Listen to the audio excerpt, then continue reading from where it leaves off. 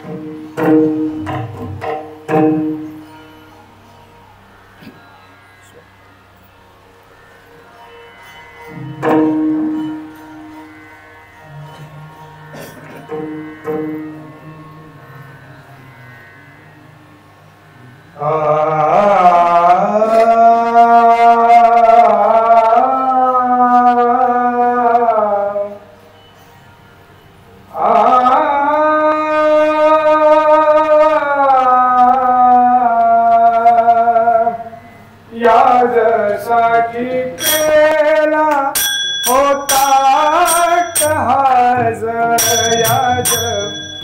केला होता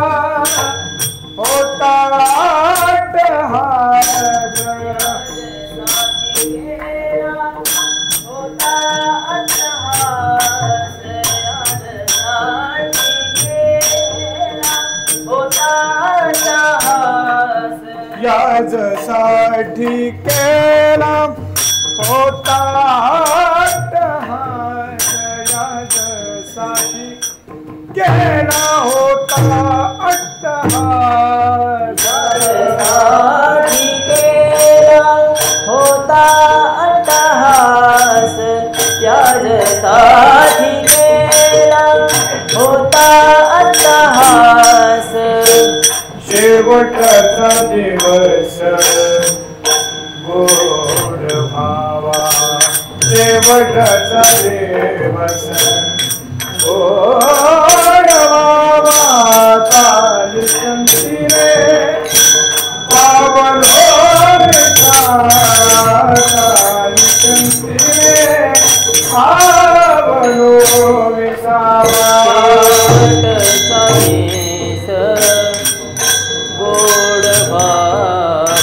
शेवटचा दिवस गोड भावा, आता निश्चिंतीने पावलो विसावा, आता निश्चिंतीने पावलो विसावा. याजसाठी केला होता अट्टहास, याजसाठी केला होता अट्टहास, याजसाठी केला होता अट्टहास, याजसाठी केला होता अट्टहास. शेवटचा दिवस गोड भावा, शेवटचा दिवस गोड भावा, आता निशंतीने पावलो विसावा, आता निशंतीने पावलो विसावा. शेवटचा दिवस गोड भावा, शेवटचा दिवस गोड भावा, आता निश्चिंतीने पावलो विसावा, आता निश्चिंतीने पावलो विसावा. दरिया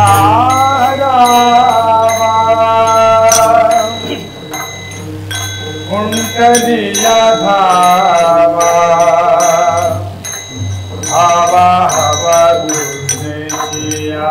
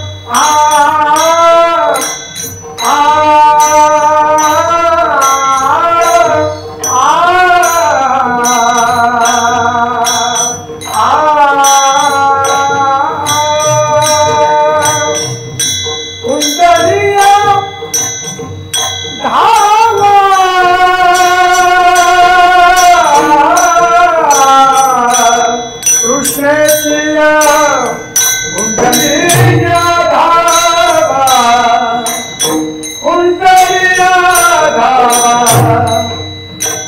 कुंडलिया कुंडलिया धावा कुंडलिया धावा कृष्णेची गाथा निशंतीने पावलो विसावा निशंतीने पावलो विसावा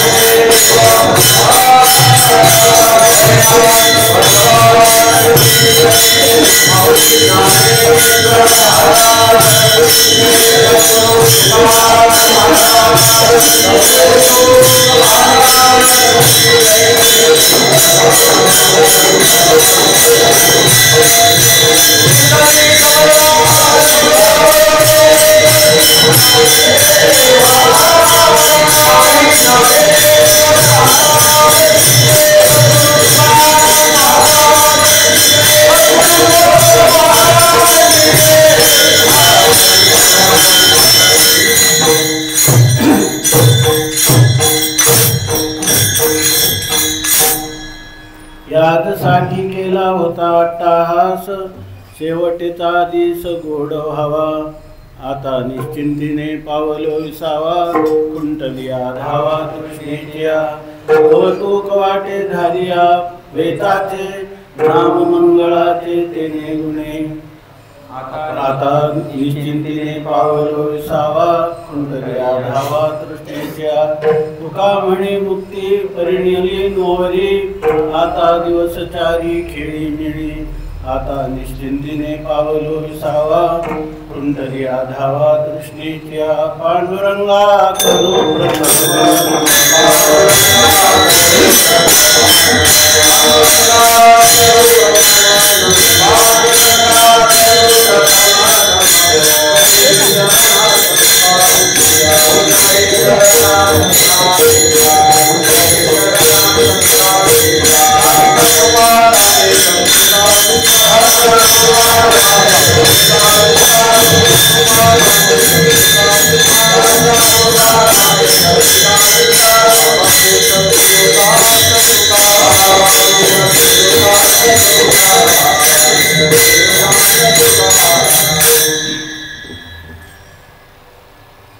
यादसाठी केला होता अट्टहास शेवट काधी सगोड व्हावा आता निश्चिंतीने पावलो विसावा खुंटल्या धावा तृष्णेच्या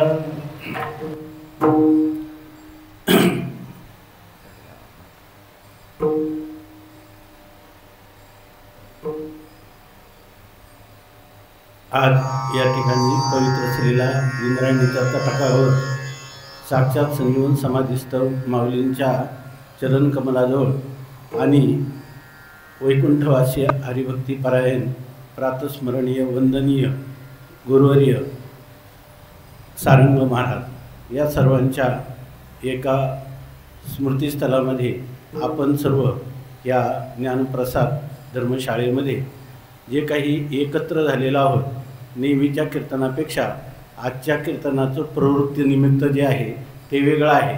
ते असं आहे की या 58 नंबर दिंडी किंवा या धर्मशाळेच्या इतिहासामध्ये एक ज्यांचं अमर अशा प्रकारचे जीवनाची नोंदणी व्हावी असे असणारे आपले परमवंदनीय प्रातस्मरणीय असणारे भाऊ की ज्यांचं नाव दशरथ भाऊ. परंतु हे नामाभिधान असं होतं की भाऊ हे या संबंधातल्या लोकांच्या मध्ये म्हटलं की भाऊ म्हणजे आडनाव न लावता नाम न घेता भाऊ म्हणजे दशरथ भाऊ. विठ्ठल विठ्ठल विठ्ठल.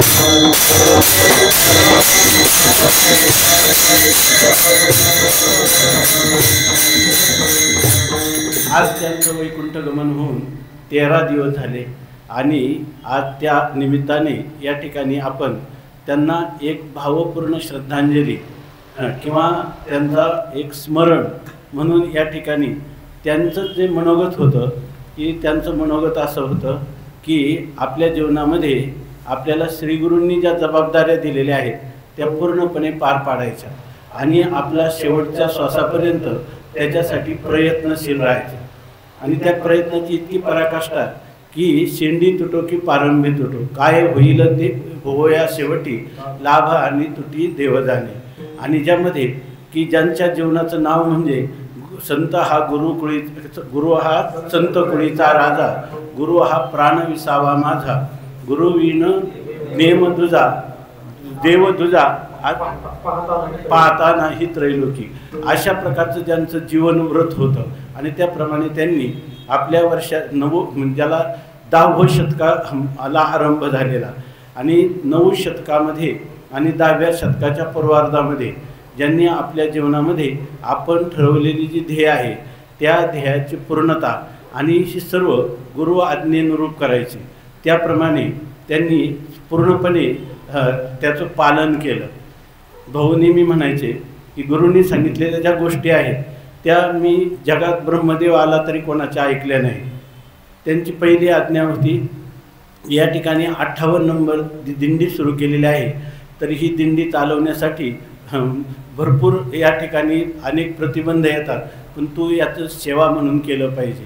दुसरी गोष्ट सांगितली की या ठिकाणी ही जी धर्मशाळा आहे त्या धर्मशाळेचा रक्षण करण्यासाठी हे लावलेलं रोपटं वाढवायचा प्रयत्न कर.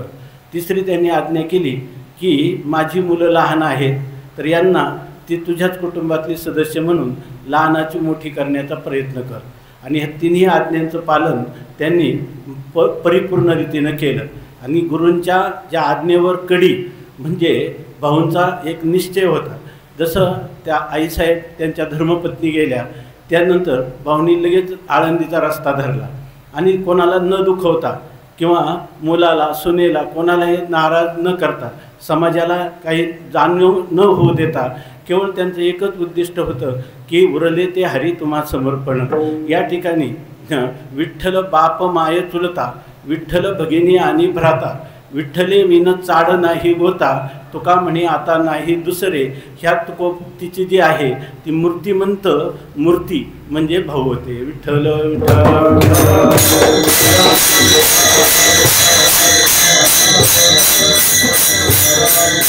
कोणाला वाटेल की भाऊ माझे वडील होते, कोणाला वाटेल मग भाऊ माझे भाऊ होते, कोणाला मित्र होते, कोणाला मामा होते, कोणाला भाचा होते, काय ते असतील नाते, पण भाऊ मात्र विठ्ठल भक्त होते. विठ्ठल विठ्ठल.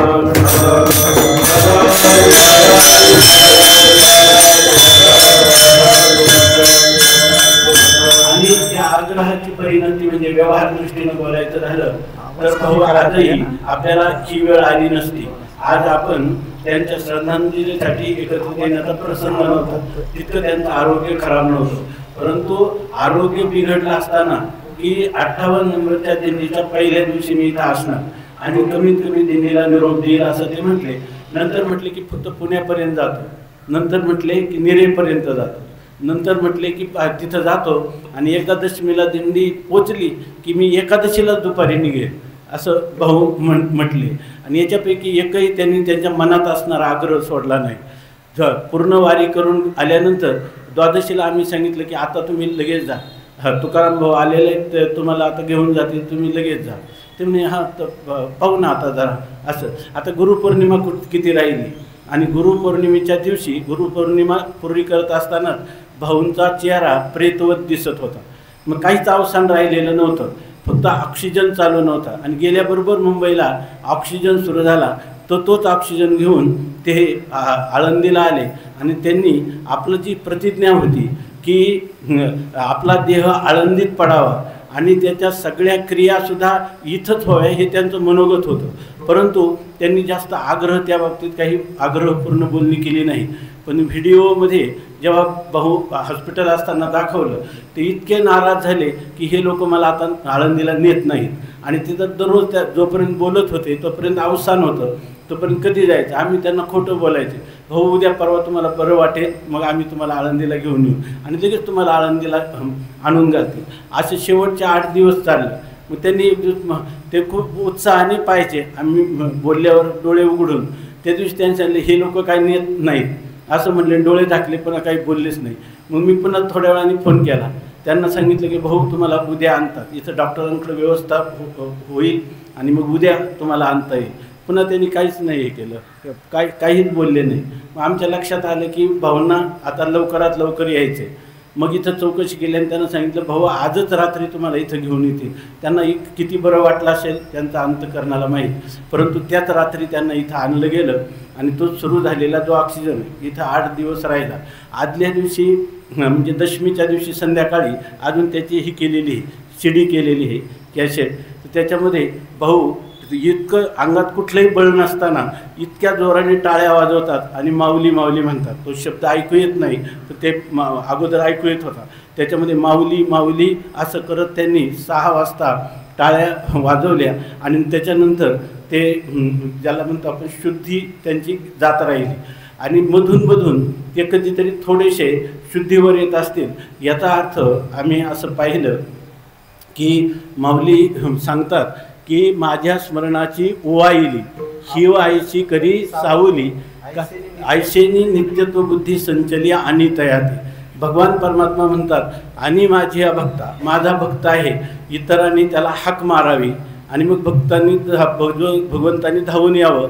अशा प्रकारचा परिपाठ साधारणपणे साधन काळात ज्यांनी साधना केली त्यांच्याविषयी दिसतो की ते मरतानासुद्धा भगवंताला हाक मारतात की भगवान परमात्मा वातपित्त कफ देहावसानी ठेवावी वारोणी दुरितेही सावध तो माझी इंद्रिये सकळ दिली हाक वेळ येण्याआधी. तुकाराम महाराज म्हणतात की देवा आता मी तुझं नामचिंतन करत आहे, पण ज्या वेळेला मला वात पित्त कफ दाटून येतील, मृत्यूच्या असह्य वेदना होतील, त्यावेळेला माझी शुद्ध हरपून जाईल, तर त्यावेळेला तू मला माझ्या मदतीसाठी धावून ये आणि वातपित्त कफ हे दूर सार आणि वातपित्त कफ देह अवसानी ठेवावी वारुणी दुरितेही. तर तुकाराम महाराज म्हणतात माझी इंद्रिय सावध आहेत, तेव्हाच मी तुला आता हाक दिलेली आहे. भगवान म्हणतात की माझ्या भक्तांनी मला हाक मारावी आणि मग मी त्या ठिकाणी जावं, असं नाही, तर मी स्वतः माझं स्मरण त्याला देतो. म्हणून जो काही भगवत भक्त आहे किंवा तत्त्वज्ञ पुरुष आहे तो कोणत्याही रीतीनं गडबडा लोळत बेशुद्ध अवस्थेमध्ये विलुठन भुवी असं म्हटलेले गडबडा लोळत जरी गेला तरी तो भगवत स्वरूपालाच प्राप्त होतो.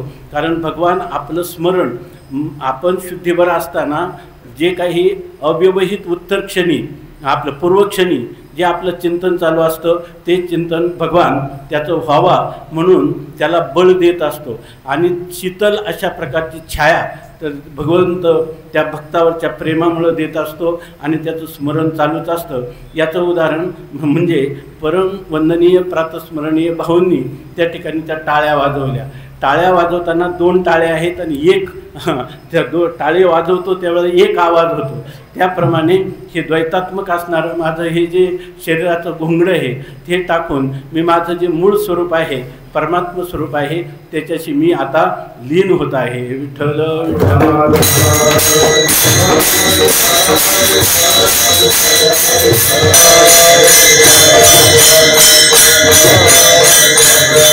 काही नातेवाईकांना वाटणं साहजिक आहे की भाऊंचं का बरेच लोकांनी सांगितलं की भाऊंची जन्मभूमी भाऊंची बालपण तारुण्यातली काही कर्मभूमी मुंबई किंवा गाव राहिलेलं आहे आणि अशा वेळेला जननी जन्मभूमीश्च स्वर्गादपि गरीयसी आपली आई आणि आपली जन्मभूमी ही स्वर्गापेक्षा श्रेष्ठ आहे.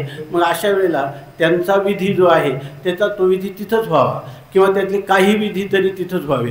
परंतु याच्यातला एकही विधी तिथं न होता त्या विधी आळंदीतच व्हावा अशा प्रकारची भाऊंची इच्छाच असावी.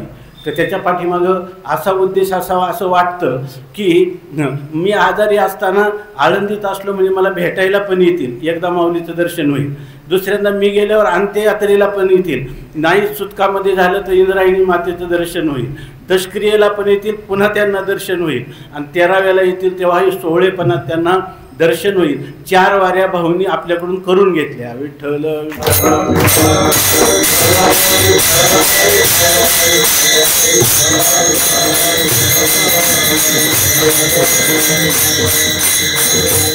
या ठिकाणी तीर्थयात्रेत केलेलं जे अन्नदान आहे म्हणजे शास्त्रीय दशक्रियेला अन्नदान करू नये असं सांगितलेलं आहे.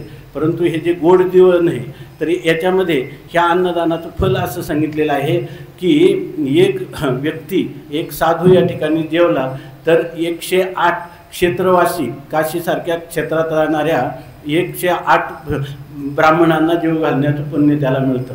आणि त्याप्रमाणे या ठिकाणी हे अन्नदानसुद्धा भाऊंच्या अन्नदानावर अत्यंत श्रद्धा होती हे सगळ्यांना ज्ञात आहे. आम्ही जेव्हा घडलेली गोष्ट सांगतो की आम्ही जेव्हा कधी कधी तिथं कोणी पाठामध्ये पंगत देतात आणि त्या पंगतीमध्ये आम्ही सांगतो असतो, आधी तर सांगतच नाही आम्ही पाठातच सांगतो, ते माईक बंद करून सांगतो आज पंगत आहे.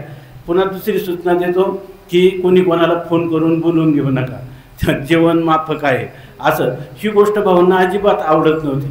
तुम्हाला सांगतो की ते भाऊ अन्नदान हा त्यांच्या जीवनाचा स्थायी भाव होता. म्हणून गेल्या जवळजवळ 25 वर्षात भाऊ फक्त एकदा तिथं जेवणाचं जेवलेलं आठवतं, ते सुद्धा साहेबांच्या घरी जेवले, त्या पंक्ती जेवले नाही. विठ्ठल विठ्ठल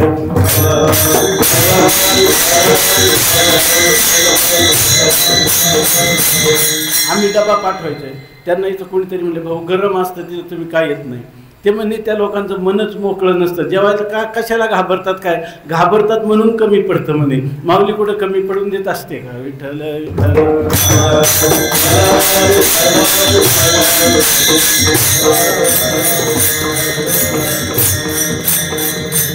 मी डॉक्टरला अनेक वेळा सांगितलं पण डॉक्टर म्हणतात की इथे हे शिस्तीचं पालन झालं पाहिजे. अनेक लोक आली म्हणजे व्यवस्थापन करणं गडबडतं, मग त्यांची शिस्ती त्यांना पाळू देत. विठ्ठल विठ्ठल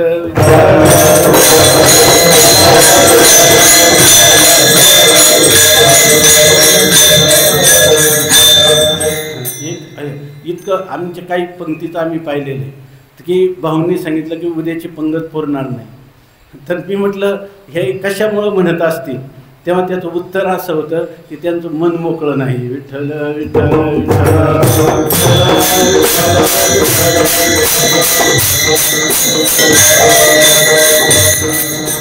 आणि भाऊ आज आपल्या स्वस्वरूपात खऱ्या अर्थाने इतके एकरूप झालेले आहेत. पण हे आपण त्यांचं वर्णन करतो किंवा आपल्याला त्यांच्याविषयीची जी श्रद्धा आहे, नावाप्रमाणे त्यांनी दशरथ नाव आहे ना, दशरथ म्हणजे 10 इंद्रियांचा समुदायाने हे शरीररूपी रथ निर्माण झालेले. पंचकर्मेंद्रिय आहेत, पंचज्ञानेंद्रिय आहेत, म्हणून ह्या दोघांना मिळून दशरथ असं म्हणतात. ह्या 10 इंद्रियांनी ज्याच्या शरीराचा समुदाय, ज्या समुदायाने ज्याचं शरीर युक्त आहे त्याला म्हणतात दशरथ.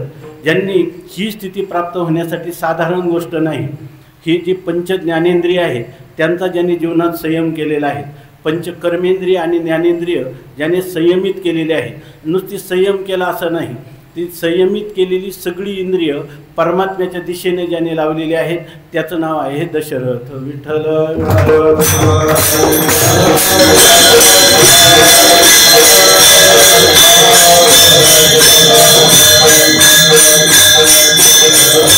भाऊची प्रतीक्षा किंवा सहनशक्ती इतकी होती की आपल्या पुत्रापासून तर समाजातल्या कोणत्याही घटकापर्यंत जर त्याचं प्रमादी जीवन असलं तर भाऊनी कधीही त्याच्यावर हल्ला केला नाही किंवा त्याच्याविषयी त्याला कोणत्याही एक शब्दाने देखील दुखवलं नाही.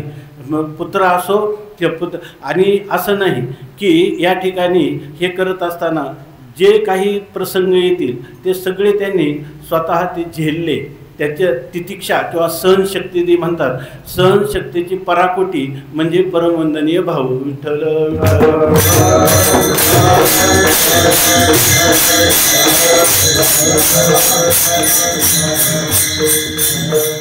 ह्या धर्मशाळेत राहत असताना बरेच वेळा संध्याकाळी कोणीच नसतं. आम्ही जेव्हा चालायला जातो तेव्हा संध्याकाळी जाताना किंवा येताना येत असो, कधी कधी आम्ही 3-3 दिवस यायचे नाही आणि त्यांची दररोज इच्छा असायची. परंतु आम्ही जेव्हा आलो त्यावेळेला भाऊ एक तर वाचनात असायचे. आम्ही लिहिलेले जे ग्रंथ आहे ना त्यातले आता 2 नवीन ग्रंथ सोडले तर एकही शब्द भाऊनी वाचण्यावाचून सोडलेला नाही. अशा प्रकारे आणि त्याचं चिंतन आणि ते आल्यानंतर काय ह्या पुस्तकाचा खूप आनंद वाटतो, खूप हातातून खाली ठेवा वाटत नाही असं म्हणायचं. एक तर त्यांच्या हातात पुस्तक असेल, नाही तर त्यांच्या हातात माळा असेल. विठ्ठल विठ्ठल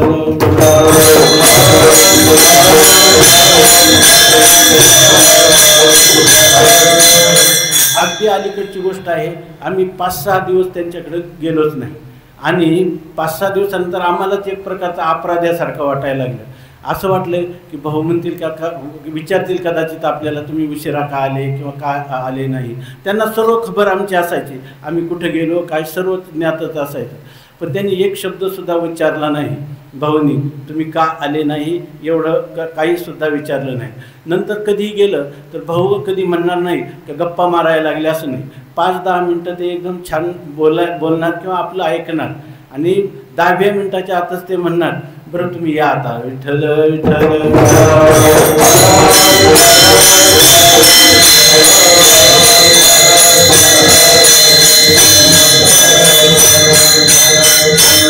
आपल्याकडं श्रुती एक अनुभव सांगतो त्यांचा आता घडलेल्या आजारामध्ये. त्यांना काही बोलणं नाही, ओळखणं नाही, डोळं उघडून फक्त पाहायचे. काही खुणा करत होते, आम्हाला एकही खून कळली नाही. 8 दिवस ते सारख्या खुणा करायचे. गेलं की पोटावर हात ठेवायचे, वेदना होत होत्या तेव्हा डोक्यात हात मारायचे आणि त्यांना जे सांगायचे ते सुचवायचे, पण आम्हाला ते कळलं नाही. विठ्ठल विठ्ठल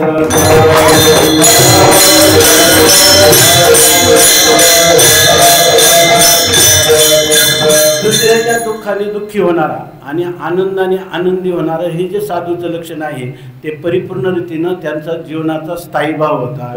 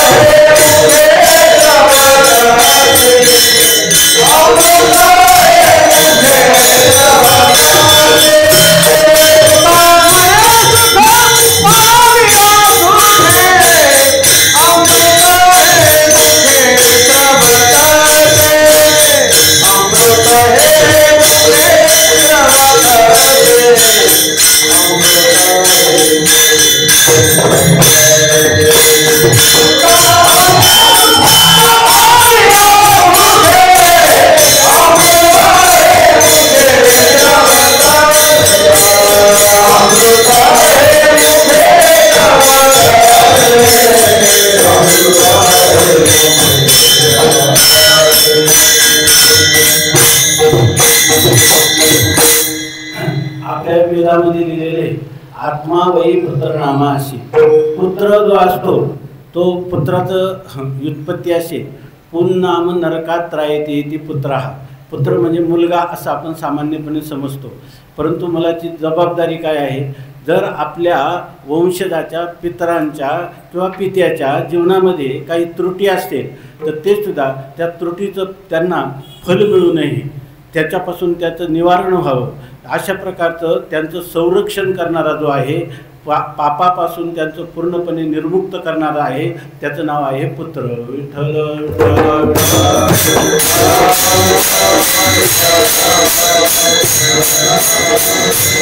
आणि पुत्र म्हणजे जरी मुलगा आणि वडील हे दोन असले तरी शरीर दोन आहेत, परंतु त्यांचा आत्मा खऱ्या अर्थाने एक आहे. आत्माच एक आहे असं नाही, त्यांचं मन सुद्धा एक आहे असलं पाहिजे. विठ्ठल विठ्ठल.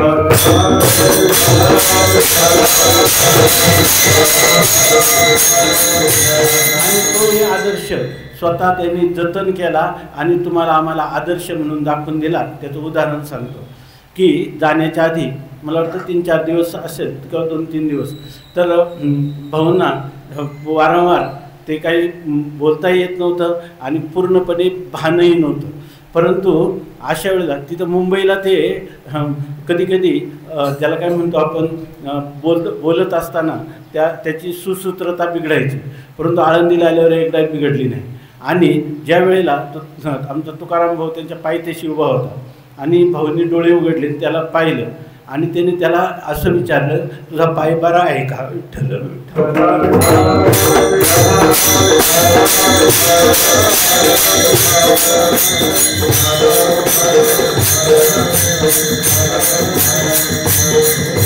असं कुटुंबवत्सल जीवन जे आहे हे जीवन भाऊ जगले. आणि हे जे आहे ना, एकल्याचा नव्हे खेळ मनवनी मेळ मिळविला. तुकाराम महाराज म्हणतात हे दिंडी काढणं, धर्मशाळा चालवणं ह्यामध्ये एका हाताने कार्य होत नाही. एक मनुष्य किती बुद्धिमान असला, किती सशक्त असला, त्याच्यात मनोबल, शारीरबल, बुद्धिबल जरी असलं तरी कलऊ शक्ती संघे शक्ती कलऊ युगे. इथं संघटनेमध्ये कलियुगामध्ये शक्ती असते. आणि कुठली डिग्री न घेता, कुठलंही मनोविज्ञान न शिकता भाऊंनी याचं मार्मिक रहस्य जाणलं होतं. म्हणून या ठिकाणी अनेक जणांची संघटना जी आहे ती संघटना त्यांनी उभी केली. आणि ते संघटना उभी केल्यातला तुकाराम आपला मुलगा आहे किंवा अमुक आपले बंधू आहेत असं नाही, तर या ठिकाणी संपूर्ण सर्व ज्याला विश्वबंधुत्व म्हणतो त्या विश्वबंधुत्वाचा आदर्श जर सोहळ्यामध्ये पाहायचा असेल तर ते आमच्या 58 नंबरचे लोक आहेत. विठ्ठल विठ्ठल.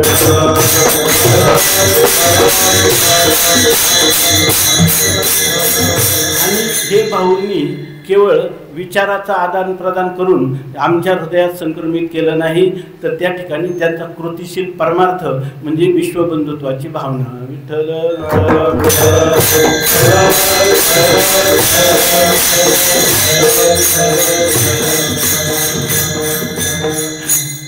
आमचे अण्णा परवा म्हटले उलट अण्णा की ते भाऊ होतं तर आम्हाला काही काळजी नव्हती म्हणे. भाऊनी सांगायचे इतके पैसे लागतात हे करायचं, आम्ही हो म्हणायचं, पण आता हे कसं करायचं हे आम्हालाच बघावं लागेल. विठ्ठल विठ्ठल.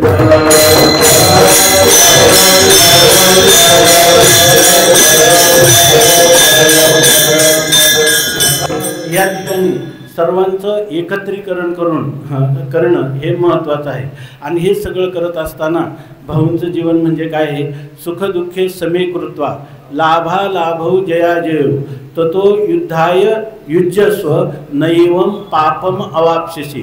भगवंताने गीतेमध्ये सांगितलेलं आहे की हे कार्य करत असताना कधी मान होतील, कधी अपमान होईल, कधी सुख होईल, कधी दुःख होईल, कधी कीर्ती होईल, कधी अपकीर्ती होईल. ह्या गोष्टी भाऊंनी जमेत धरल्याच नाही. सुख दुःखे समे कृत्वा, सुख आणि दुःख हे समान मानलं पाहिजे. लाभ आणि अलाभ हे दोन्ही समान मानले पाहिजे. आणि मग हे दोन्ही समान मानायचे त्यापेक्षा ते कर्मच करायला नको. कशाला दिंडीन, कशाला धर्मशाळा चालू असं नाही. भगवंताचं म्हणणं ततो युद्धाय युज्यस्व. ह्या गोष्टीमध्ये आशा प्राप्त हे पहिल्यांदा भूमिका ठेवा आणि ततः त्यानंतर तुम्ही युद्धाय युज्यस्व ह्या कर्मयोगामध्ये तुम्ही प्रवृत्त व्हा. नैवम पापम अवाप्स्यसि. तुम्हाला कधीही दोष लागणार नाही. आणि दोष लागत नाही याचं प्रात्यक्षिक भाऊंनी आळंदीला देह ठेवून ज्ञानोबा यांच्या चरणी लीन होऊन हे जी कृती जर आपण केली तर याचा परिणाम हा निश्चित फलदायी होतो. हे तुम्हाला आम्हाला दाखवून दिलं.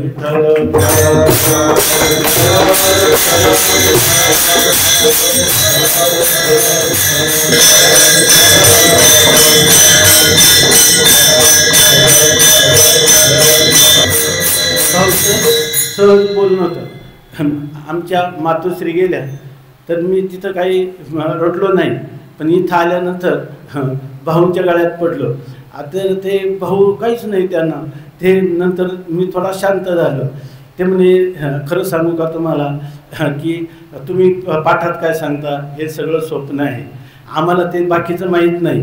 पण ते म्हणे पोरात जशी लाकडं एकत्र येतात आणि जातात तशी आई असू नाही तर बहीण असू नाही तर सगळी ही नाती तशाच प्रकारची असतात. तुमच्यासारख्याला हे कळलं पाहिजे. याचा अर्थ भाऊ वेदांत शिकले नाही, पण गुरुकृपेने वेदांताचं रहस्य जे आहे ते जगत होते. विठ्ठल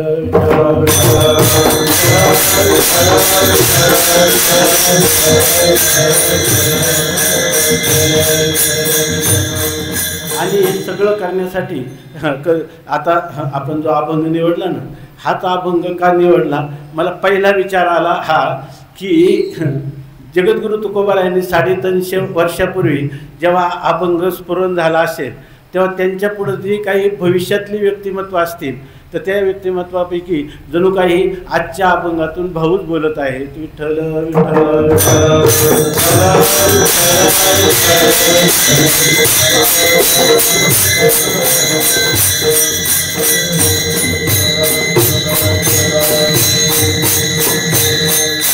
भाऊ सांगत आहेत की परमार्थ हा असा आहे, यत्तदग्रे विषमेव परिणामे अमृतोपम.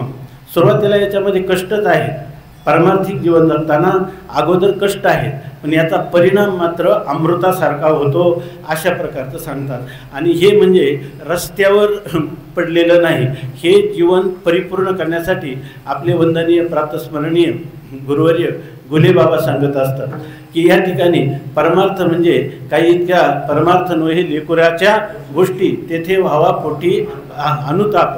आणि तो किती असावा. गुले बाबा म्हणायचे हे सोपं नाही बा, याच्यासाठी ढुंगाचं तुंतुन करावं लागतं. विठ्ठल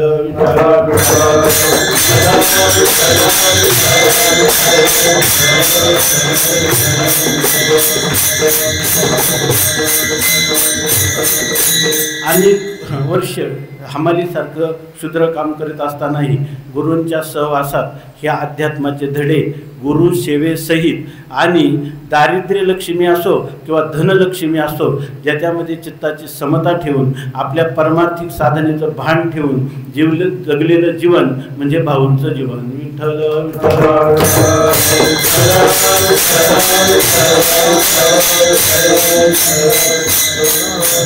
आता भाऊ आपल्याला जागृत करीत आहेत.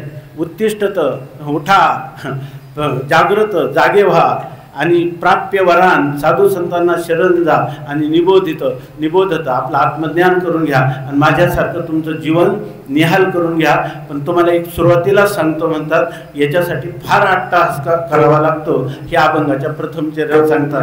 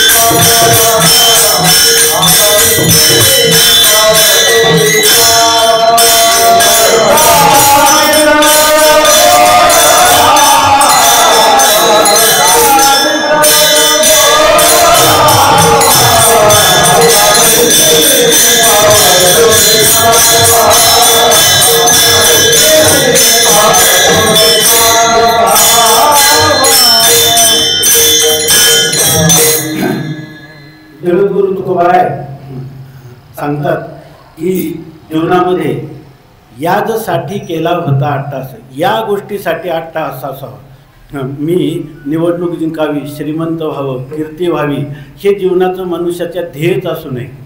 ध्येय काय आहे? याजसाठी, याच्यासाठी कोणत्यासाठी? याजासाठी 8 तास केला म्हणजे प्रयत्नाची शर्त केली. म्हणजे आता सांगितल्याप्रमाणे आम्ही पाहिलेची नाही मागे परतोनी.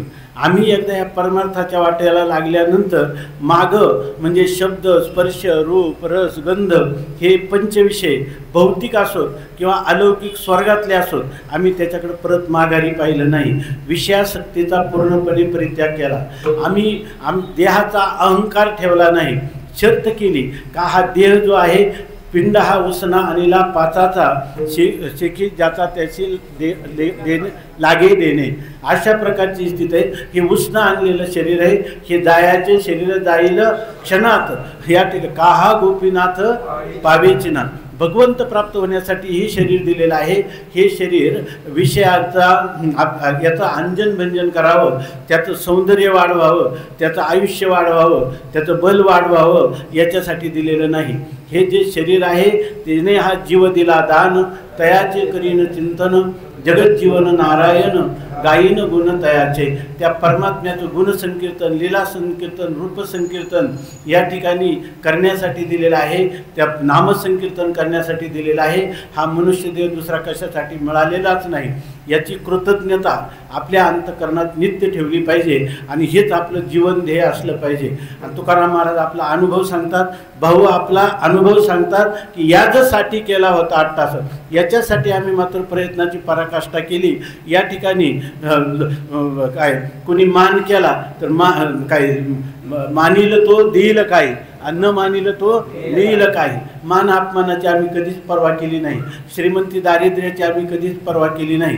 आमचं एकच होतं, काही ऐशी दशा येईल माझ्या अंगा, चित्त पांडुरंगा धरतसे, नाठवुनी देह पायाचे चिंतन, अवसान ते घडी नाही मधी. अशा प्रकारचं आमचं जीवन होतं. काही मी उद्धार पावेन, काही कृपा करील नारायण, ऐसे तुम्ही सांगा संतजन, करा समाधान चित्त माझे.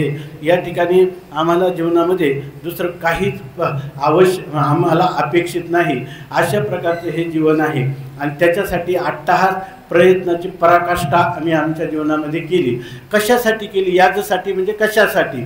ते उत्तरार्धात सांगतात की याजसाठी केला होता 8 तास, शेवटचा दिस गोड व्हावा. आमचा शेवटचा दिस म्हणजे आपल्या व्यवहार दृष्टीनं हे शरीर जेव्हा पडतं, ह्या शरीरामध्ये 2 शरीर आहेत. एक स्थूल शरीर दिसतंय आहे, याच्यामध्ये आतमध्ये एक सूक्ष्म शरीर आहे, त्याला लिंग शरीर असं म्हणतात. आणि ते लिंग शरीरामध्ये पंचज्ञानेंद्रिय, पंचकर्मेंद्रिय, पंचप्राण आणि मन आणि बुद्धी ह्या 17 तत्वांचा समुदाय त्याच्यामध्ये राहत असतो. आणि जन्म येतो म्हणजे काय? ह्या शरीराच्या पिंडामध्ये त्या सूक्ष्म शरीराने प्रवेश केला की त्याला जन्म म्हणतात. आणि मरण म्हणजे काय? ते सूक्ष्म शरीर ह्या स्थूल शरीरांना, जसं आता भाऊंचं स्थूल शरीराला सोडून सूक्ष्म शरीर गेलेलं आहे त्याला मरण म्हणतात. योग वासिष्ठामध्ये जन्म मरणाचं हे लक्षण केलेलं आहे. तेव्हा अशा प्रकारचं ही जन्म मरण जे आहे तर याविषयी असं आहे की हे मरण मनुष्याचं चांगलं व्हावं. जन्म आला परंतु त्या ठिकाणी असं सांगतात की आपण जन्माला आलो तेव्हा लोक पेढे वाटतात आणि जेव्हा आपण मरतो तेव्हा लोक रडत असतात. परंतु साधूचं असं आहे की साधू मरताना सुद्धा आपले मरण पाहिले म्या डोळा, झाला तो सोहळा अनुपम्य, आनंदे दाटली तीही त्रिभुवने, सर्वात्मकपणे भोग झाला. तुकाराम महाराज म्हणतात सगळी लोक मरणाची भीती बाळगतात आणि तुकाराम महाराज आपल्या अनुभव सांगतात, मरण म्हणजे काय आहे? मरण माझे मरोनी गेले, मज केले अमर, ठाव पुशिले बुड पुशिले, ओस ओसले देह भाव. अशा प्रकारची स्थिती आहे. परंतु हा अभ्यास किती केला आहे आम्ही? तर ते सांगतात झाला प्रेतरूप शरीराचा भाव, लक्ष्यला ठाव स्मशानीचा, की जर माणसाने जिता असता मेल्या समान. हा अभ्यास जिवंत असतानाच आपण प्रेत आहे असा एक विचार जर ठेवला तर त्या मनुष्याला मरणाचं भय वाटत नाही. दुसरी गोष्ट अशी आहे की मरणाच्या वेळेला खरा आपल्याला निदानीचा एक पांडुरंग परमात्माच वाचणारा आहे, तेव्हा त्या परमात्म्यालाच मी कायम करुणा भागत राहील. आणि तू मला शेवटच्या काळामध्ये आता आड उभार आहे नारायणा दया सिंधूपणा साचकरी, अशी आपण त्याला हाक मारली पाहिजे. आणि यासाठी आपला शेवटचा दिवस जो आहे तो गोड व्हावा, तो आपलं मरण चांगलं व्हावं, याच्यासाठी जे जे काही लागेल ते मी करीन. पण मला मात्र अंतकालीन ज्याच्या नाम आले मुखा तुका म्हणे सुखा पार नाही, अशा प्रकारचा अंतकाली सुद्धा भगवान सांगतात अंतकालेच मामेव स्मरण मुक्त्वा कलेवरम यह प्रयाती समद्भावम याती नास्त्यत्र संशय. भगवान म्हणतात माझ्या बोलण्यामध्ये काही संशय घ्यायचा नाही. अंतकाली जर माझं नामस्मरण करीत एखाद्याने देह सोडला तो माझ्या स्वरूपाला निश्चित प्राप्त होतो.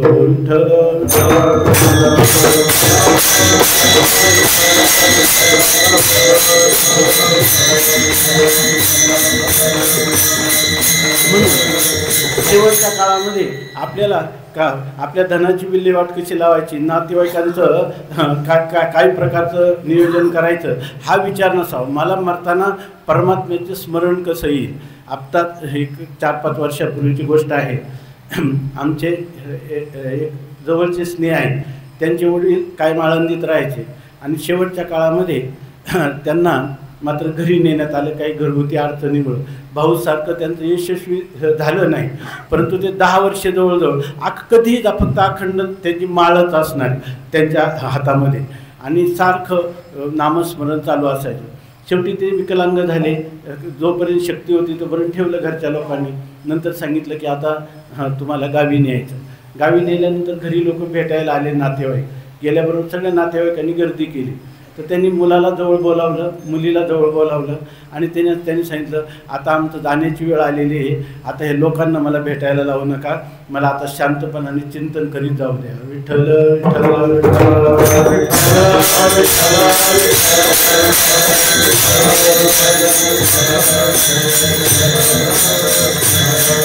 म्हणून याच्यासाठी अट्टहास करावा लागतो. आणि त्या अट्टहासाचं आपलं अंतिम लक्ष हे पाहिजे की शेवटचा दिवस गोड व्हावा. तुम्ही म्हणाल शेवटचा दिवस गोड व्हायचा म्हणजे सारखा मरणाचा विचार करायचा. माणसाला आगा मर हा बोलू न चाहती, मेलियावरी तरी रडती, परी असते न जात गणिती गहीसपणे. माऊली सांगतात लोकांना लहान मुलाला मर म्हटलं तर तो म्हणतो तू मर, म्हणजे लोकांना मरणं हे बोलणं सुद्धा सहन होत नाही. आणि मेल्यावरी तरी रडते आणि मेल्यानंतर रडत बसतात. पण असलेलं जीवन अडाणीपणाने फुकट घालवतात. हे लोकांच्या कशामुळं लक्षात येत नाही याचं ज्ञानोबरायांना आश्चर्य वाटतं. विठ्ठल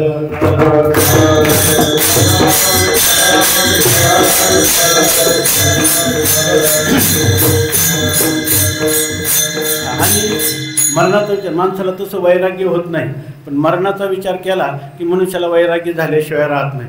किती सामान्य मनुष्य असला मरण दिसलं की त्याला वैराग्य निर्माण होतं. हे सांगतात स्वामी महाराज सांगायचे की उंदरांचा जेव्हा सुळसुळाट होतो तेव्हा लोक ते पिंजरा ठेवतात आणि त्या उंदराला पकडण्याचा प्रयत्न करतात. आता पिंजऱ्यामध्ये उंदीर जात नाही, जरी तुम्ही त्याचं झाकण उघडं ठेवलं दरवाजा, तर त्याच्यामध्ये जर आपण पेरूचे तुकडे शिळ्या भाकरी काही टाकलं तर तो उंदीर लोभाने जातो आणि ते पेरूचे तुकडे खाण्यासाठी जातो. त्या हालचालीत तो दरवाजा बंद होतो, तो सापडतो. आता त्याने त्या पेरूच्या तुकड्यांना खावं की नाही, खावं, पण बघा उंदीर खात नाही. तो काही आतमध्ये टाकलेलं खात नाही. जर दरवाजा मोकळा राहिला तर खाल्ल्याशिवाय राहत नाही. दरवाजा बंद आहे, आता आपला मृत्यू आहे हे जेव्हा उंदराला कळतं तेव्हा त्या उंदराला बंध कळतो, मी आता याच्यामध्ये बंधामध्ये सापडलेला आहे.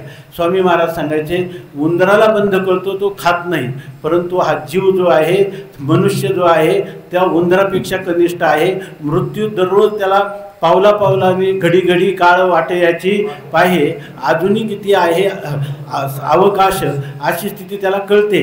परंतु तरीसुद्धा तो विषयासक्त होतो, उंदरापेक्षा निकृष्ट आहे. विठ्ठल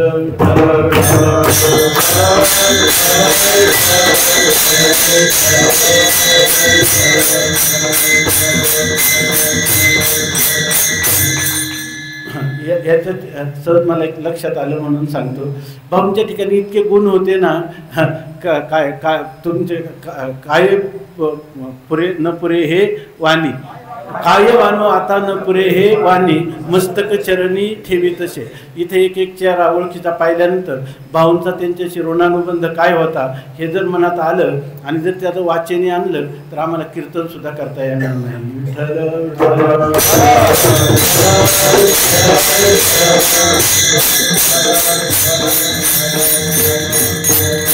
तुम्हाला सांगतो भाऊंचं आपपर भाव विवर्जितता कशी होती.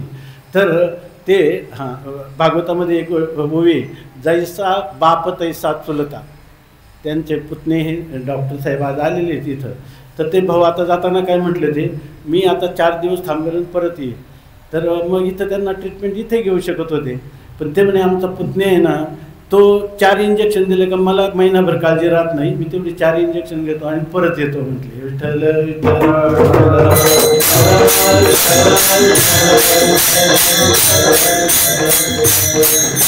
सगळे एक एक गुण जे आहे ना, ते एक एक गुण आता गुणाधान करणं म्हणजे एका मनुष्याचा 12 वर्ष गेले तरी एक एक गुण संपादन होत नाही.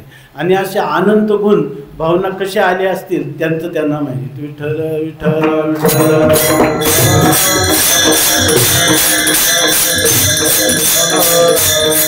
तुकाराम काय वर्ण मी तुझ्या गुणा माझी अल्पमती नारायण भवतारकाजी सुजान असं वर्णन करतात. त्याप्रमाणे या ठिकाणी हे मृत्यूचा जो विचार आहे, आपलं चिंतन हे चाललं होतं, मृत्यूचा विचार केला की मनुष्याच्या ठिकाणी वैराग्य निर्माण होतं, विवेक निर्माण होतो, त्याच्या ठिकाणी इंद्रिय संयम व्हायला सुरुवात होते. म्हणून या ठिकाणी ते म्हणतात की शेवटचा दिवस गोड व्हावा. मरणाचा विचार मनुष्याने केला की त्याच्या अंतःकरणामध्ये विवेक वैराग्याचा उद्भव आपोआप त्याच्या ठिकाणी होत राहतो. म्हणून तुकाराम महाराज म्हणतात की मी यासाठी अट्टहास केला, शेवटचा गोड दिवस व्हावा आणि आता ती वेळ आलेली आहे. आणि त्या वेळेमध्ये मला आता असं दिसतं की खरोखर मला निश्चिंतता झाली, कोणत्याही प्रकारची चिंता राहिलेली नाही आणि मी पूर्णपणे विश्रांतीला प्राप्त झालो आहे. आता कोठे धावे मन तुमचे चरण देखील, तुझे चरण देखील या. भाग गेला सीन गेला अवघा झाला आनंद, प्रेमरसे बैसली मिठी आवडी लाठी मुखाशी. तुका म्हणे आम्हा जोगे विठ्ठल घोगे खरे माप. या परमात्मा प्राप्तीचा दिवस आमच्या जीवनामध्ये उजाडला आणि त्याच्यानंतर प्रारब्ध प्राप्त आयुष्य आम्ही भोगलं. आता आम्हाला आमच्या गावाला जायचं आहे. आम्ही जातो, तुम्ही कृपा असो द्यावी आणि सकाळा सांगावी विनंती माझी. वाडवेळ झाला उभा पांडुरंग वैकुंठा श्रीरंग बोलावितो. एकादशीच्या पाठे भाऊनी अशाच प्रकाराने जगद्गुरु तुकाराम महाराजांसारखेच उद्गार काढले असतील आणि आपला वैकुंठाचा रस्ता त्या दिवशी धरला. ते आपण ही द्वादशी तिथी धरली कारण ती एकादशी जी आहे ती लवकर संपत होती म्हणून द्वादशी तिथी धरली. परंतु बरोबर एका वारीला आळंदीला माऊलीला घेऊन निघाले, पुण्यातून सासवडला, दुसऱ्या वारीला पुन्हा आळंदी आणि तिसऱ्या वारीलाही आळंदी. विठ्ठल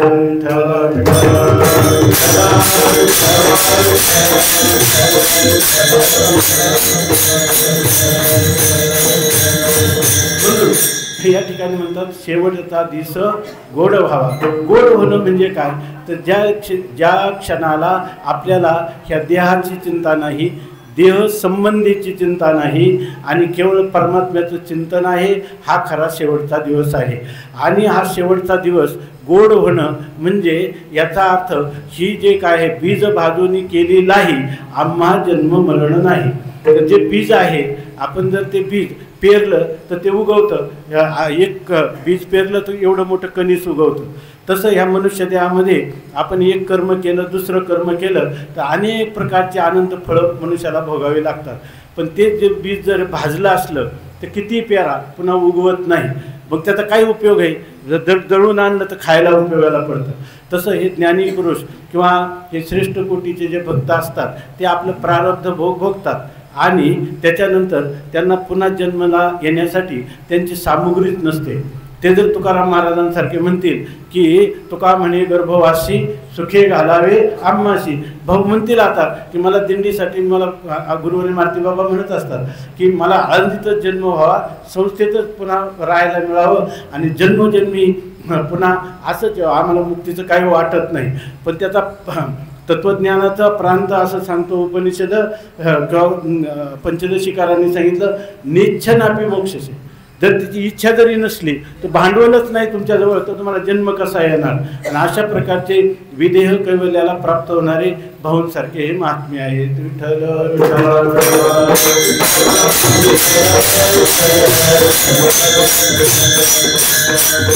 आता हे दिंडीसाठी आलेच तर भाऊ माणूस नाही, ते अधिकारी कोटीतले अवतारी पुरुष आहेत. विठ्ठल विठ्ठल.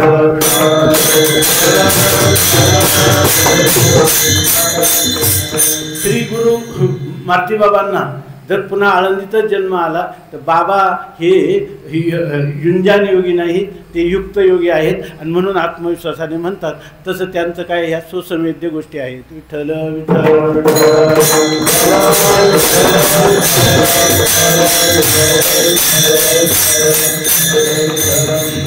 असो या ठिकाणी जगद्गुरु तुकाराम महाराज म्हणतात, याजसाठी केला होता अट्टाहास शेवटचा दिस गोड व्हावा, अशी आमची इच्छा होती. मग तुमचा अनुभव काय झाला तर हा अनुभव कधी करतो, शूर ओळखावा रणी आणि साधू ओळखावा मरणी. या ठिकाणी शूर मनुष्य जो आहे तो रणांगणात कळतो आणि साधू कुठं करतो, मरणात कळतो. विठ्ठल विठ्ठल.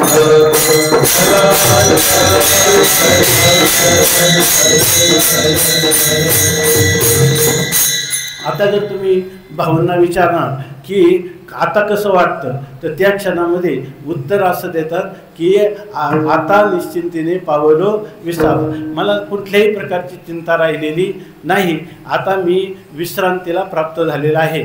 आता मला भागही गेला आणि शिनही गेला. शिन भाग गेला. शिन भाग गेला म्हणजे आतापर्यंत साधनाचे जे कष्ट होते ते कष्टसुद्धा आता राहिले नाही, कारण त्याचं फल प्राप्त झालं. परंतु या ठिकाणी फल प्राप्त झालं हा आनंद पण त्या स्वरूपामध्ये विरून गेला. आता ना सुख ना दुःख, केवळ आनंदच आनंद, निरतिशय व्यापक सभराभरीत ओतप्रोत असा आनंद आम्हाला अनुभवायला मिळतो. आता निश्चिंतेने पावलं विसावं. हे तर नेमकं मर्म काय आहे असं तुकाराम महाराजांना विचारतात. ते म्हणतात, माणसाला जर जोपर्यंत जीवनात इदम मे शात इति इच्छा कामशब्दिता, मला हे पाहिजे, मला ते पाहिजे, हे मिळालं ते राहिलं, असं जीवनामध्ये जोपर्यंत आणि ते मिळण्यासाठी मला अमुक एक कर्तव्य आहे असे जर जाणीव ज्याच्या अंतःकरणात आहे त्यांनी समजायचं की आईच्या उदरामध्ये मला यावंच लागणार आहे.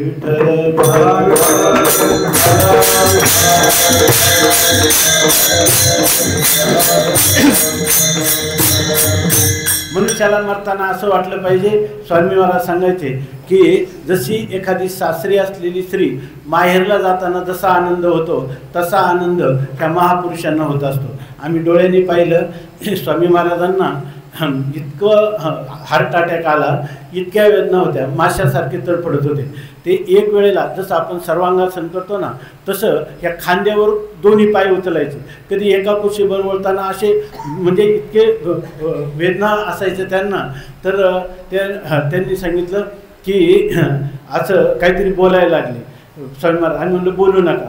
अरे म्हणे वेड्यानो, माझा एक पाय स्वर्गात आहे, एक पाय पृथ्वीवर आहे आणि आता मला मरणाची वेळ प्राप्त झालेली आहे.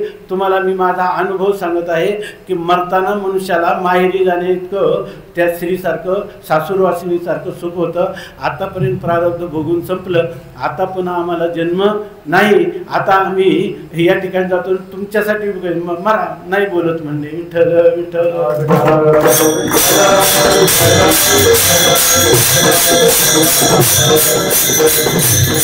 त्यावेळेला त्यांनी आमच्या कालिदास महाराजांना एक ओवी लिहायला लावली.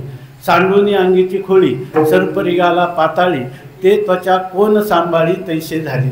त्यांनी सांगितलं, सर्प जेव्हा आपली काट टाकतो, काट टाकताना त्याला कधी कष्ट वाटतात का?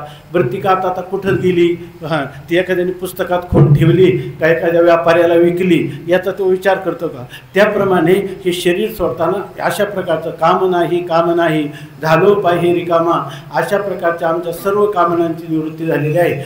आम्हाला मोक्षाची इच्छा होती, ते जीवनमुक्त अवस्था आम्हाला प्राप्त झाली. आता आम्हाला विदेह कैवल्यात जायचं आहे. देह सोडला की विदेह कैवल्य सिद्धच आहे. आता काळजी कोणाची करू? विठ्ठल विठ्ठल.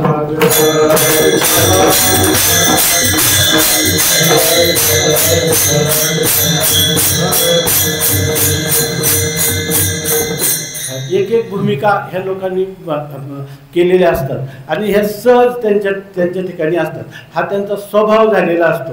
स्वभाव भजनम हरे, अशा प्रकारची ही स्थिती आहे. आता निश्चिंतीने पावलो विसावा आणि खुंटलिया हवा तृष्णेच्या. तुम्हाला ही स्थिती, तृष्णा म्हणजे तहान, जसा एखाद्या माणसाला एक नवज्वर म्हणून आयुर्वेदमध्ये सांगितलेले, तो ताप जेव्हा येतो ना त्याला किती पाणी द्या तुम्ही त्याची तृप्तता होत नाही.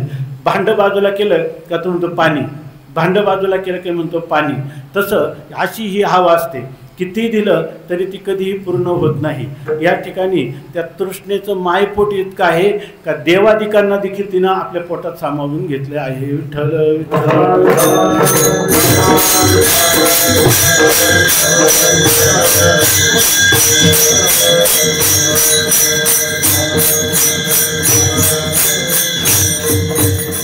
तेव्हा आपली हाव जी आहे, खुंटलिया हवा असा पण पाठ आहे, धावा असा पण पाठ आहे.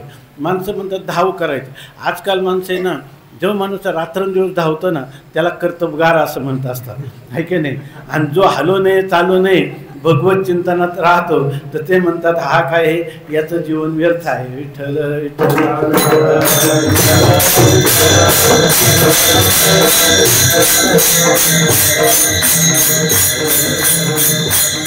एक राजाची मिरवणूक चालली होती आणि त्या मिरवणूक चालली असताना एक मनुष्य त्या रस्त्यावर पाय पसरून बसला. तेव्हा त्या शिपायांनी सांगितलं बाजूला व्हा. तो काय ऐकत नव्हता. तर त्यांनी सांगितलं की त्याला काही शिक्षा करू नका, त्याला बाजूला ठेवून द्या आणि उद्या त्याला माझ्या राजदरबारात घेऊन या. दुसऱ्या दिवशी त्याला नेलं. त्याला म्हटले अरे तो पाय पसरून रस्त्यामध्ये का बसला. त्यांनी सांगितलं की माझे हात आखडलेत म्हणून पाय पसरले. विठ्ठल विठ्ठल.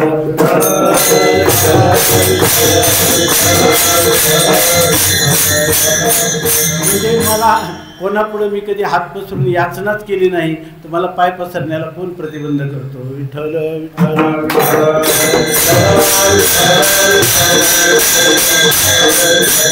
म्हणून खुंटलिया हवा तृष्णेच्या हव्यास तो पूर्णपणे सापडलेला आहे. अहो पण तुमच्या मागच्या जीवनाकडे तुम्ही पाहता का नाही. तुमचं सारखं एकच आहे की काय शेवटचा दिस गोड व्हावा. नाही तर म्हणजे गोड होणारच आहे. भाव आपल्या सांगतात माझा गोड झालेलाच आहे. फक्त मागं जेव्हा पाहतो तेव्हा भूतकाळाकडे पाहतो तेव्हा भूतकाळातही परमात्म्याने मला खूप सहाय्य केलेलं आहे आणि त्याचं स्वरूप काय आहे ते तिसऱ्या चरणात सांगतो.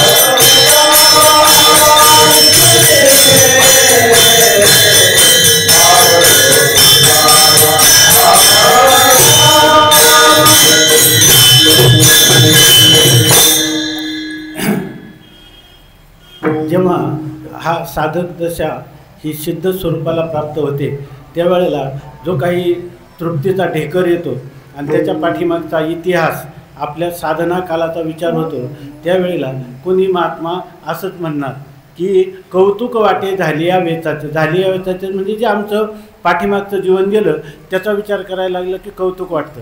एक साधारण शेतकरी कुटुंबात जन्मलेला, ज्यांना निरक्षर आई वडील आणि त्यावेळेला बालपण गेले नेनता, तारुण्य दशे विषय व्यथा, अशा प्रकारचं जीवन जगण्याचा काल. पण त्या कालात आम्हाला काय आमच्या अनंत जन्माची पुण्याई आम्हाला श्रीगुरूची भेट झाली, आमच्या अंतकरणात विवेक उत्पन्न झाला, काहीसं संतांच्या सेवेचं वैराग्य निर्माण झालं आणि त्यांनी आम्हाला एक अमोघ साधन दिलं. ते म्हणजे काय, गात जागा गात जागा प्रेम मागा विठ्ठला. अशा प्रकारचं पंढरीची वारी आमच्या जीवनामध्ये आली, आळंदीची वारी आमच्या जीवनामध्ये आली, साधू संतांचा सहवास घडला आणि त्यांची सेवा घडली नाही, त्यांनी आमच्याकडून सेवा करून घेतली म्हणून कौतुक वाटतं. आमची योग्यता नव्हती पण त्यांनी आमचा कसा अंगीकार केला संतांनी ते आम्हाला कळत नाही. आमची योग्यता नव्हती पण देवाने आमचा कसा अंगीकार केला आम्हाला कळत नाही. शास्त्राचं आम्हाला अवलोकन नव्हतं पण शास्त्राचे सिद्धांत आमच्या हृदयामध्ये त्या महापुरुषांनी कशा प्रकाराने आम्हाला समजावून दिले आणि आमच्याकडून त्याचं आचरण करून घेतलं, अनुष्ठान करून घेतलं, हे सगळं कौतुकास्पद गोष्ट आहे. ज्या गोष्टीची आपल्याला काही संगती सांगता येत नाही त्या सगळ्या गोष्टी आश्चर्यकारक असतात, अलौकिक असतात, दिव्य असतात किंवा त्या कृपेचं ते वैभव असतं. गुरुकृपेचं, शास्त्रकृपेचं, ईश्वर कृपेचं आणि आमच्या अंतकरण कृपा सगळ्या एकजीव झाल्या.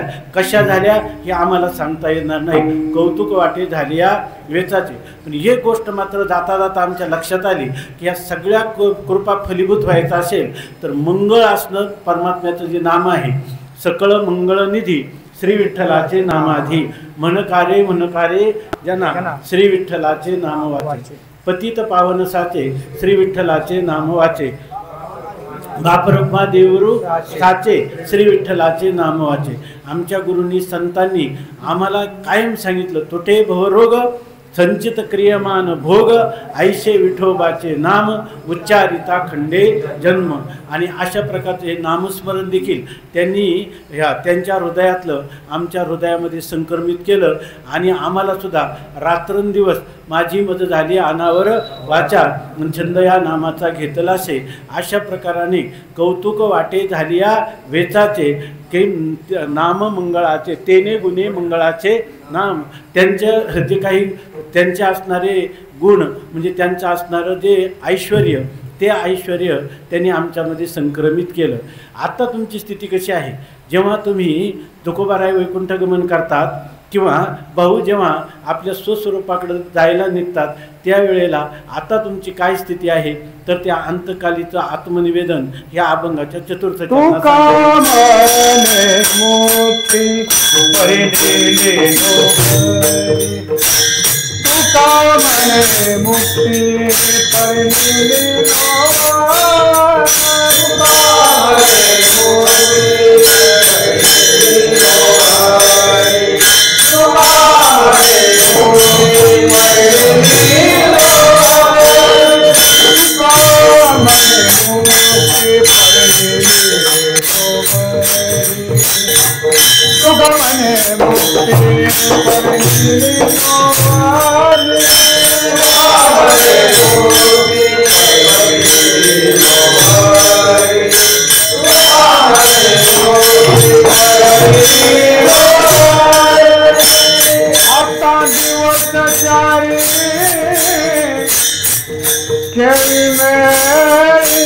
आता दिवस चारी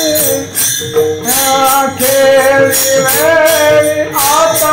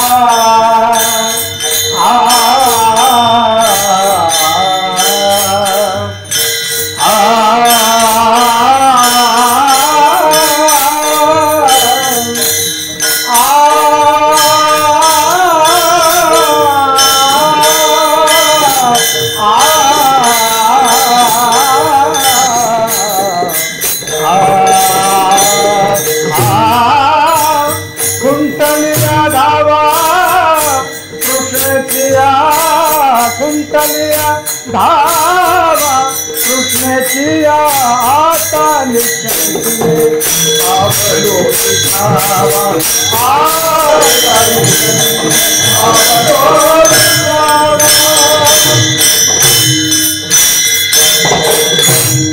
जगद्गुरु तुकाराम महाराज म्हणतात, आत्ताची पाठीमागचं काळाच्या बद्दल निवेदन केलं। आता सध्या वर्तमान काळात स्थिती काय आहे तर तुका म्हणे मुक्ती परिणिली नवरी। आम्ही आता लग्न केलेलं आहे, आम्ही आता हे नव दाम्पत्य झालेलो आहोत आणि आम्ही एका नवरीचं वरण किंवा अंगीकार केलेला आहे, विवाहबद्ध झालेला आहे। अशी कोणती मुलगी तर मुक्ती नावाच्या स्त्रीशी आम्ही आता तिच्याबरोबर लग्न केलेलं आहे आणि तिच्याबरोबर परिणय करत आहोत। आता दिवसचारी खेळी मिळेल। आता आम्हाला केवळ आनंदच आनंद आहे। आनंदाचे डोही आनंद तरंग, आनंदाचे अंग आनंदाची, काय सांगू झाले काहीची या बाही, पुढे चाली तेही आवडीने। अशा प्रकारची आमची स्थिती झालेली आहे की या आमच्या जीवनामध्ये मुक्ती नावाच्या स्त्रीशी आम्ही, इथं मुक्ती म्हणजे काय तर मुक्तिरूपी बाळा म्हणजे या ठिकाणी जीव आणि ब्रह्म यांच्या ऐक्यद्वारा प्राप्त होणारी जीवनमुक्त अवस्था।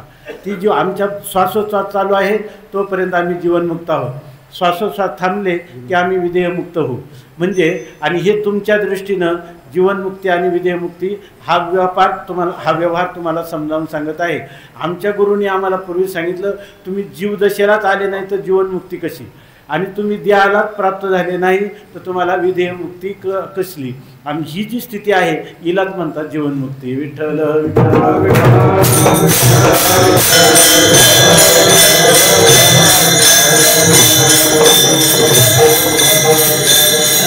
म्हणून या ठिकाणी जसं म्हणतो ना आपण अस्वल सारखं गुरगुर करत आहे, तसं भाऊंचं जीवन अस्वलाच्या परी गुरु नामाचा जप करी। या ठिकाणी गुरु प्रदत्त नामाचा जप जसं अस्वल गुरगुर करतं त्याप्रमाणे तो त्यांच्या जीवनामध्ये त्यांना हे त्यांच्या अंतःकरणामध्ये कायम ते नामजप हा प्रतिबिंबित झालेला होता। आणि त्याचं फल काय आहे जिवंत असेपर्यंत जीवनमुक्ती।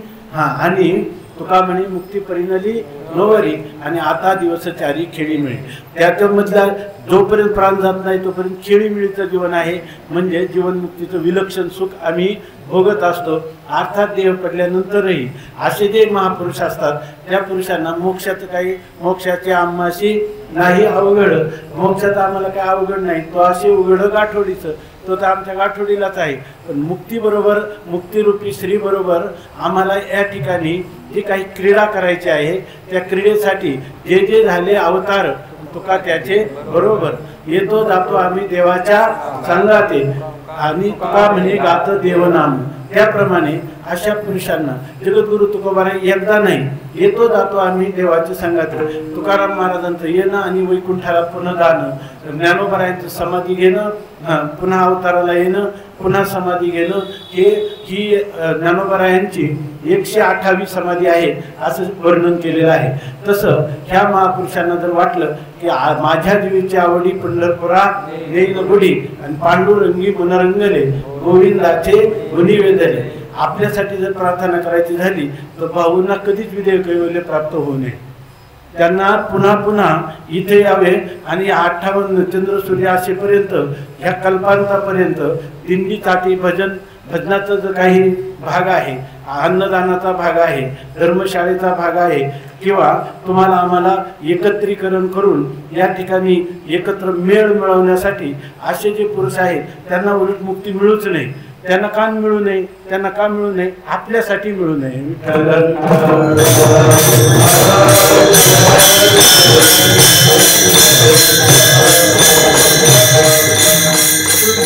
त्यांची हानी आहे का काही, त्यांची काहीच हानी नाही, त्यांचं हेच मागणं हेची दान देगा देवा तुला विसरण व्हावा गुण गायीन आवडी हेची माझी सर्व जोडी न लगे मुक्ती धन संपदा संत संग देई सदा। तुका म्हणे गर्भवासी सुखे घालावे आम्हाशी, गर्भवासाचं दुःख तरी त्यांना भोगावं लागेल, तुम्हाला आम्हाला भोगावं लागतं अशा सत्पुरुषांना नाही। कारण तुकाराम महाराज म्हणतात गर्भवासी दुःख नाही येता जाता हृदयी असता नाम तुझे। हे मोक्षापेक्षा आहे, मोक्षावरील काय मुक्तीवरील भक्ती दान अखंडमुखी नारायण। अशा प्रकारचं हे भाऊंचं जे जीवन आहे ते खऱ्या अर्थाने कृतकृत्यतेला प्राप्त झालेलं आहे. असो या ठिकाणी आज तुम्ही आम्ही भाऊंच्या निमित्ताने एक प्रकारची ही श्रद्धांजली. खरं तर काय आहे, या ठिकाणी इतकं गान कोकिळ आहे, मला असं वाटत होतं की आज भाऊंना भजन ऐकावं, भजन ऐकवावं, कीर्तन नसावं. परंतु या ठिकाणी त्या दिवशी काही श्रद्धांजली झाली नाही, तर एक प्रतिनिधी स्वरूपामध्ये कीर्तन रूपाने ही शब्द सुमनांजली त्यांच्या चरणी समर्पित करायची इतकाच अर्थ आहे. आता आपल्याला भाऊंचा देह जरी आपल्याला या ठिकाणी दृष्टीआड झालेला असला तरीसुद्धा त्यांचा कृपा विग्रह किंवा आमच्यावर असणारा प्रेम विग्रह हा कायम आपल्या अंतःकरणात आपल्याला प्रेरणा देत राहील. आपण फक्त त्याच्या सन्मुख व्हावं, त्यांचा आदर्श म्हणून मानावा आणि त्याचा अनुसरण करावं. आणि हे सर्व करण्यासाठी जो काही आप्तेष्ट परिवार आहे या सगळ्या परिवाराला त्यांनीसुद्धा माझ्या वडिलांची मिराज शिगा देवा तुझी चरण सेवा पांडुरंगा ह्या आमच्या असणाऱ्या तुकाराम भाऊ किंवा ह्या 3 भगिनी यांच्याकडून सर्व प्रकारे ही सेवा अशीच अव्याहत चालू राहावी आणि तीच खरी त्यांची सेवा होणार आहे. माझ्या वडिलांची मिराज शिगा देवा तुझी चरण सेवा पांडुरंगा उपवास पारणी राखीला दारवंटा केला भोगवटा आम्हा लागी ना. तुका म्हणे वंश परंपरा दासमी अंकिता तुका मोकलिता लाजकोनी. तुकाराम भाऊनी माऊलीकडे हीच प्रार्थना केली पाहिजे. आमच्या परंपरेतला आम्हाला काही वाट्याला नाही आलं तरी चालेल, परंतु ही भगवत सेवा वारी ही आमच्या वाट्याला यावी. आणि ते होण्यासाठी माणसाचं बळ पुरत नाही, यासाठी त्यांना लागणारं मनोबल, शारीरिक बल, बुद्धिबल, आत्मबल हे सगळं परमात्म्याने समर्पण करावं. आणि त्यासाठी आपण माऊलीच्या सत्तेतून सर्वांसाठी तुम्हा आम्हासाठी प्रार्थना करू. सर्वे तर सुखिनः सन्तु, सर्वजण सुखी असोत, सर्वे सन्तु निरामया, सर्व निरोगी असोत, सर्वे भद्राणी पश्यंतु. सगळ्यांना चांगल्या गोष्टी ऐकायला पाहायला मिळत, मा कश्चित दुःख भाग भवेत, आणि कोणाच्याही वाट्याला दुःख न येवो अशी पुन्हा या ठिकाणी माऊलींच्या चरणी प्रार्थना करून आजच्या सेवेला विराम देऊ.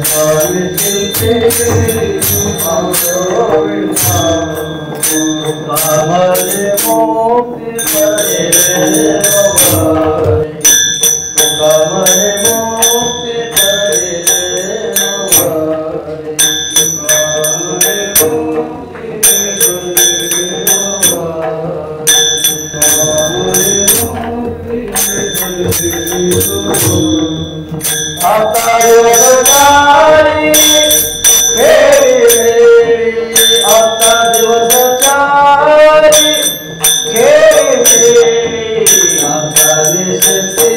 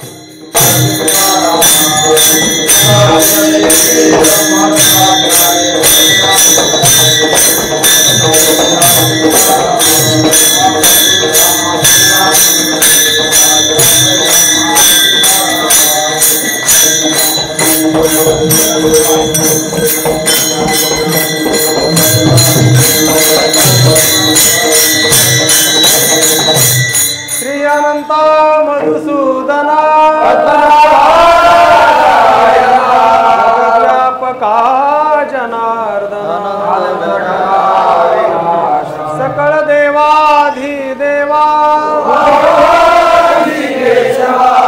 आनंदा महानुभवा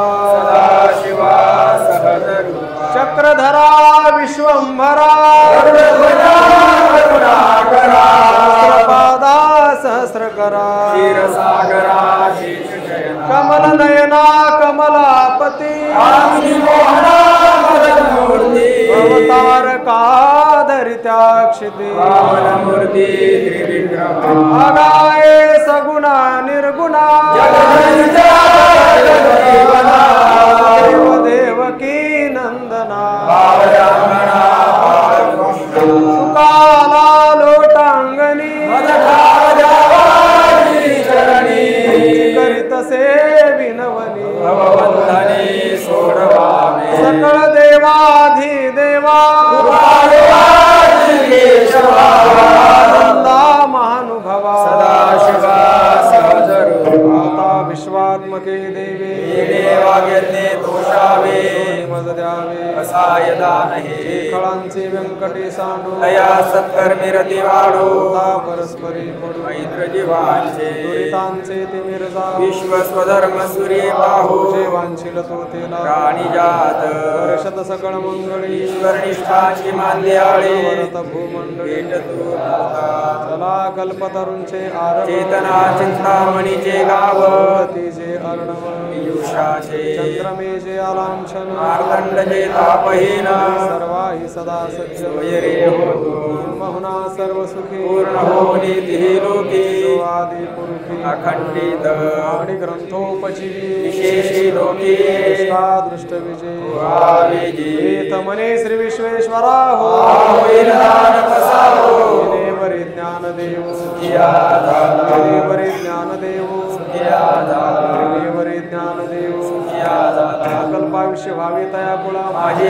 सकळ हरीच्या दासा बाधा न हो ही संत मंडळी सुखी असो अहंकाराचा वारा न लागू राजा विष्णुदासा भाविकासे नामा म्हणे तया सावे की निदान पांडुरंग मागणे ते क तुझ प्रति आहे देशी तरी पाहि पांडुरंगा संता सिंद्रवी हेची आणि तुझे काही न मागितलं तुका म्हणे आता उदार तू होय या संतासी निरवी हेचे मज दे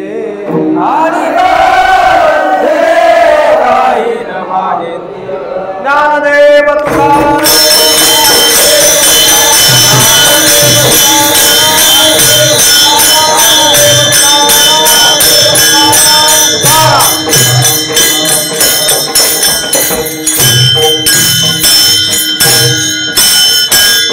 हरि विठ्ठल श्री ज्ञानदेव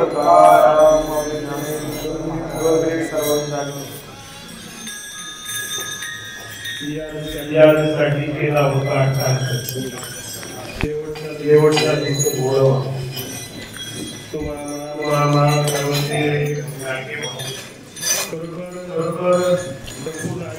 आयुष्यामध्ये त्यांनी परमात्माचा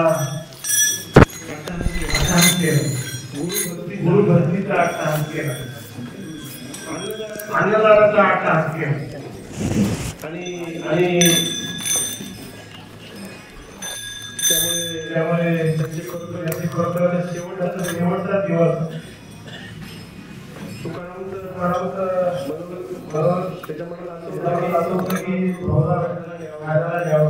परंतु त्यांनी आरतीचा जो लाभ घेतला आणि त्यांच्या इच्छेनुसार त्यांनी स्वामीच्या चरणी या ठिकाणी ठेवला त्यामुळे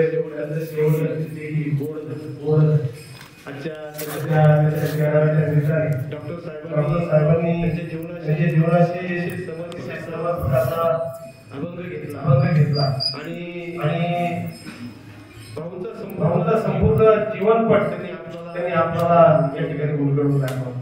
खरोखर भाऊ अतिशय मस्ती असं जीवन जगले. त्यांनी कुठे लाचारी पत्करले नाही. अतिशय पारदर्शीपणे असं जीवन जगले. त्यांचं कार्य, त्यांचं गुरुभक्तीचं कार्य दीपस्तंभासारखं असे भाऊ पुन्हा पुढे नाही. तुम्ही आम्ही सर्व भाग्यवंत होतो, त्यांना त्यांचा सहवास आपल्याला बरेच दिवस लाभला आणि त्यांचे आज आपल्यात नसले तरी परंतु त्यांचे विचार हे पावलं पावली आपल्याला मार्गदर्शन केल्याशिवाय राहणार नाही. असो मी जास्त काही बोलत नाही.